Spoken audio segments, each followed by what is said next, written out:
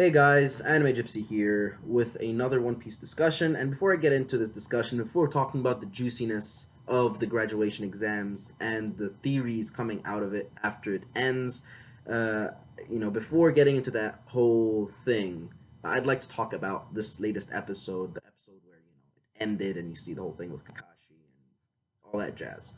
Um, that episode, when I watched it, I came into it thinking that it was gonna suck. I thought it was gonna suck ass, straight up. I thought it was gonna be the good old, a ninja must see through deception, just spiel, and then you just you tie the guy up and see if the guy. I thought it was gonna be the same deal with Naruto, and just the whole that whole spiel and just throw in two or three Boruto quotes and you got yourself an arc, that whole deal. And in a way, it wasn't. And I'm going to explain. Yes. In fact, the key to winning the exercise and passing the exam was teamwork. Yes, that is true. But the episode was more geared towards finding your motivation than teamwork. The message here was are you really motivated enough to become a ninja? Where do you find your motivation? You need motivation to be able to achieve things in life. Not as a ninja, in life in general. Yes, Kakashi does mention that it's needed, especially when you're a ninja, because you're in life-threatening situations. But the whole message this time around was motivation. Teamwork was something that was right off the bat. It was a no-brainer right off the bat because it's something that everyone did right from the beginning. You had Mitsuki and Boruto working together. You had Sarada, Iwabe, Sarada, Namida, Wasabi, and all that. So the teamwork aspect was already a given from the start because of the way this generation thought and the thinking process of this generation. Uh, the thing that was questioned was motivation and not teamwork. Now, the next thing I want to bring up, I called it. I fucking called it. I made a theory video 2 days ago about the importance of Namida and Wasabi, and I explicitly said that those characters are going to be important later on. I even made, in the theory video, I discussed their powers, what their powers are going to be, and I was right on the money. With Wasabi, I said that there was going to be a cat transformation, a cat mimicry style, just like Kiba. And with Namida, I said that she was going to be an explosives expert, and I was right. And I can't just. I am so happy right now. This is the first theory I've gotten on YouTube right. So I'm just ecstatic. And I'm going to leave a link down below to the Namida Wasabi video if you just want to check that out. So let's get into the juiciness of this discussion video. First off, you have right off the bat, you know something's wrong because you never have a graduation like that, a graduation exam like this. Remember last time's graduation exam I'm in Naruto where each person had to be assigned to a specific jonin, and then that jonin makes the exam, and he decides whether they fail or pass. That right off the bat, that was different, and that was good because the editing crew knew, the people making the episode knew that we just didn't want to repeat of what happened in Naruto. We already watched Naruto, and if you haven't watched Naruto, why the fuck are you watching Boruto? Watch Naruto first. Um, I just thought I had to say that. So in terms of the crew working along the lines of you know uh, exceeding the predictability aspect of Boruto, yeah, they've done that already. They showed that there is an aspect of predictability that is being that needs to be corrected, and they're working on it. So thank goodness for that. And moving on towards more specific things, the instructors that were assigned are Shino, Konohamaru, Anko, and Kakashi. Now, I'm going just straight up. I'm gonna rank them from best to worst in my personal perspective. And as much as I hate to do this, I I don't want to say Anko's the weakest, but I kind of have to. And the second weakest would be Konohamaru. Yeah, Konohamaru, then Shino, then Kakashi. And the reason I ranked Shino above Konohamaru is because just that insect jutsu is just too OP, and we haven't really seen a jutsu from uh, we haven't really seen a jutsu from Konohamaru that could compete with the literal fog of insects that Shino could produce. So, in terms of ranking, that's where I put them, and it was pretty impressive that Mitsuki, fucking Mitsuki, defeated well, Shino granted was holding back because Mitsuki's like, you still have some insects left, dude. Like, what's going on? It's like, I can't kill my students. Come on. So you have that whole thing where Mitsuki overpowers Shino, and that in of itself is a feat because it proves, just like I was saying and many others were saying, that at this point, yes, he had the Sage Mode, and it wasn't at the period of time of the Chunin exams that he obtained Sage Mode. It was beforehand. Um, it was before he even came to Konoha, which is what a lot of people on YouTube have been saying in the internet community. But some people, just thought it was part of the whole arc with, because in the manga it's right next to the Chunin exam arc. So that misunderstanding is pushed aside in this episode. So that's, well, the previous episode. So that's good. Now, in terms of abilities that we've seen that are unique, again, I mentioned Wasabi and Namida's Wasabi's cat. Dude, that cat transformation is beastly. It's probably gonna be my what's it called? The video thing on YouTube, thumbnail. There we go. And Wasabi. So sorry, going back to Wasabi. Yes, the beast transformation I talked about, and that was incredible. And we get to find out that she's one of the two fastest people in the class. Again, saying that she's going to be an important character later on. I just wish they don't give her the Kiba treatment. I absolutely wish they do not give her the Kiba treatment. I want to see fights with her. I want to see her in mortal combat with a deadly enemy. I want to see her against a Kara elite when she grows up. That's what I want to see out of Wasabi and Namida. Now, going back to Wasabi, in terms of abilities and capabilities, we find out that she is um, able to do medical ninjutsu. Now, I'm gonna make a theory right now on the spot that Wasabi is Kiba's daughter, and the reason that she's not called Wasabi, with Kiba's last name, um, is because she chose to take the path of cats, where her mother is from that cat clan that I mentioned in the video down below. So she chose to go the path that her mother took, not the path that Kiba took, and she chose to be a cat person. So she maintained the last name of that cat clan, Izuno. So you have that type of deal going on with her. That's a theory I'm throwing out. But in terms of abilities, she's able to do medical ninjutsu. And the reason I mentioned that theory right after I said medical ninjutsu is because, if you remember, Kiba's sister is a veterinarian, and on top of that, she's been shown to have a lot of Kiba like attributes. Very gritty, somewhat. Well, no, she's a lot smarter than Kiba. What am I saying? No, in terms of persona, they're entirely different. I don't know where I was going with this, but that's ass pull theory. I'm giving you right now. Wasabi Izuno is Kiba's daughter. That's a ass pull theory. I'm just throwing there. Now, in terms of Namida, we get to find out that she's able to do some sort of remote explosive jutsu, where something is planted on someone and then it explodes, or at least that's what it appears to be like. So it's a unique explosive style jutsu that's remote, just like her predecessor Deidara. Made that connection down in the video below, but there's no actual um, genetic connection between them, or they never knew each other. But I'm just saying that Namida is Deidara 2.0. She's the explosive expert, but she's not going to be anywhere near as powerful as Deidara. So, because Deidara was no joke. He was at the very least low tier Kage. At the very least, he would be at the very most he'd be mid tier Kage, but then you're pushing it. But that's my thoughts on Deidara.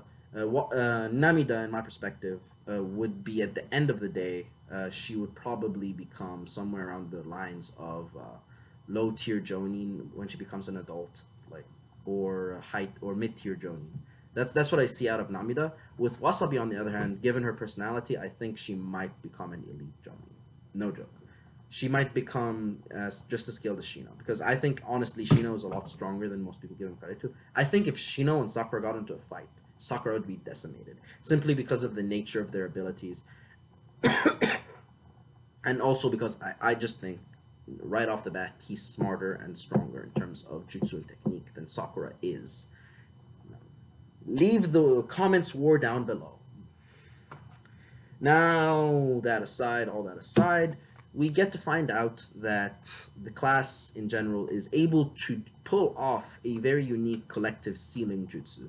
Now, I honestly don't know how they learned this because it's blatantly obvious that this generation, at the young age that they are in right now, are a lot stronger than the previous generation at their previous age. But I think that's something unique to that specific generation because um, we've seen Korotsuki, Tsuchikage Korotsuki, say that this upcoming generation is just weak as fuck. We can't really rely on them being ninja. They have no experience. They're just weak. They know how to handle their chakra. They don't know their shit. But this is obviously the inverse of what she was saying. So I think this is unique to her ability. And some of you might say, sorry, that this is unique to the actual universe of Naruto, where this class is specifically strong. Now, some of you might say, "Oh, but remember that trip to the Hidden Mist?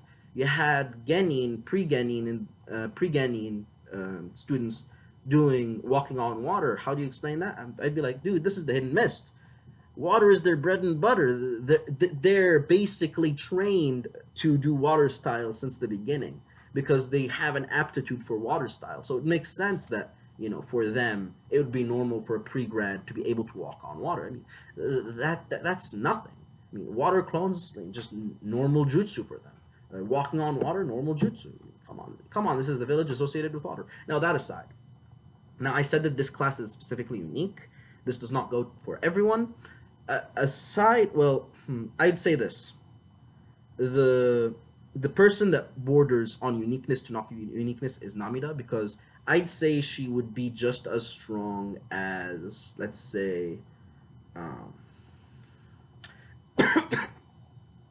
she Namida would probably be just as strong as Ino when she was in that particular stage, because if memory serves, she was able to do mind transfer at that particular time, and she was able, yeah. So I think that Namida is normal because actually no, she'd be stronger than at that stage. What am I saying? She'd probably be at Shikamaru or Shikamaru at that stage. She'd probably be at no, because Choji. She'd probably be as strong as Choji right when he became a Genin. Um, that's basically my perspective on the matter. But everyone above her is just beyond. I guarantee you, I am sure that Namida is stronger than Kiba. You'd say, but she basically has the same type of techniques, but with cats. It'd be like, no, remember, sorry, I'm talking about Wasabi. You'd say that Wasabi has the same techniques, but with cats, so Wasabi is average as well. But I'd say, remember, even at that stage, Kiba didn't know medical ninjutsu and was not the second fastest person in the class. Actually, wait, I think he was. No, I think he was the second fastest because the only other person in that particular class that was remotely as fast was Sasuke. Because Neji and Rock Lee were not in that specific class. They came in later. They were in a previous class to Naruto. So if you consider that, then that means that at that stage, yeah, Kiba would have been the second strongest as well. So, little iffy, but I still think that Wasabi has a notch over Kiba. And that's not because I'm a cat person, just from what we've seen, especially with the medical ninjutsu. Now, moving on, we have Sumire. Now, Sumire, I think it's obvious that Sumire is above average. I was surprised she wasn't able to take down a Chunin just like Mitsuki, but that just comes to show you that the gap is too far. Like a person that was able to do ninjutsu that was part of the foundation, part of roots, someone who knew someone that was in bed with Donzo, the Lord of Fuckery. That person is not yet Chunin level compared to people like no. What am I saying? Onko is a Jonin. So she's not. I originally thought that she was Jonin level, but I have to correct that. So Sumire is probably around low tier, mid tier Chunin, and we get confirmation that yeah, Boruto is in fact like everyone has been saying mid tier, low to mid tier Chunin, like Kakashi said and revealed, and same thing probably. Actually, no, they're pretty much equal. So Sara does the same matter, even though she has the the Sharingan. So that over there is something to add. And Mitsuki, just impressive that he was able to pull a sealing jutsu by himself that one time. So we see him improve. He is moving towards progress. I thought he was going to take the lightning route, but apparently not. Uh, Mitsuki? What am I saying? I'm in Denki. Jeez, I'm losing it. So what? Next is Iwabe, and Iwabe is strong as usual. He's probably the second or strongest person in the class because he's just their senior and he knows Earth style up the wazoo, unlike anyone else. Well, no, no. If you disclude the freaks, and by the freaks, talking about Mitsuki, I'm talking about Sumire before the new was like small, and I'm talking about Sarada and yeah, no no no, including Sarada and Boruto. I wonder where Iwabe would be in that spectrum. But that aside, yeah, in general they're about equal. So we get a further demonstration, and I really like this. We get that one scene with Anko. So perfect. Mwah.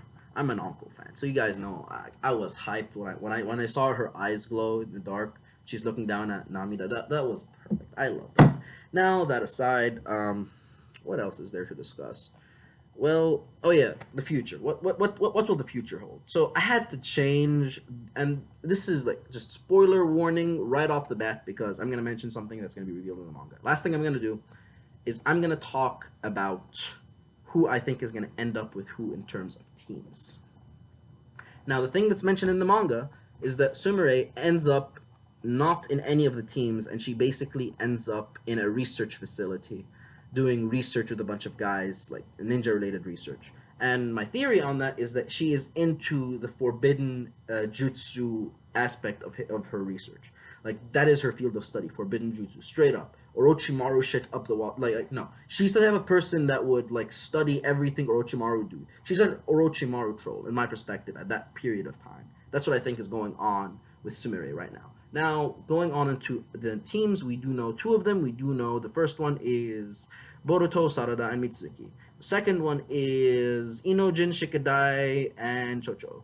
The third one that I think is going to happen, in fact, I'm sure is going to happen, is probably going to be actually no. This one's kind of tricky because originally this is what I thought. Originally, I thought what was gonna happen was you'd have Denki and Iwabe with Sumire, and then you'd have Lee Metal with Namida and Wasabi. And I still think that Namida, Wasabi, and Namida, Wasabi, and Rock and Lee Metal are going to be in the same team. I still think that. But what's going to happen to who's going to join that duo of Iwabe and Denki?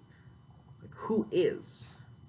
I just wonder. And I know for a fact that Iwabe is going to be an important character. Same goes for Denki. For a bona fide fact. So I wonder if one of the other former Falter characters is going to become useful later on, or someone entirely up the wazoo, someone we don't even know. Probably the latter, to be honest.